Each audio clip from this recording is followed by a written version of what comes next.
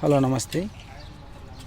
టమాటా చెట్లు పూడ్చడానికి ముందుగా భూమికి ఇవ్వాల్సిన ఎరువుల్ని ఇలా అన్నీ కలిపి హ్యూమిక్ యాసిడ్ 2 కేజీలు, జిబ్జిరా 70 కేజీలు, సూపర్ ఫాస్ఫేట్ 15 కేజీలు, కబ్రీత్ 5 కేజీలు అన్నీ ఇలా బాగా మిక్స్ అయ్యేలాగా కలుపుకొని ఆ తర్వాత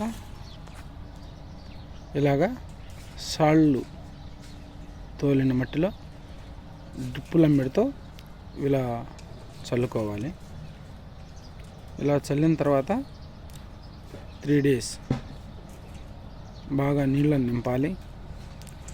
3 రోజులు బాగా ఫుల్గా వాటర్ నింపిన తర్వాత మనం చెట్లు పాతుకోవాలి.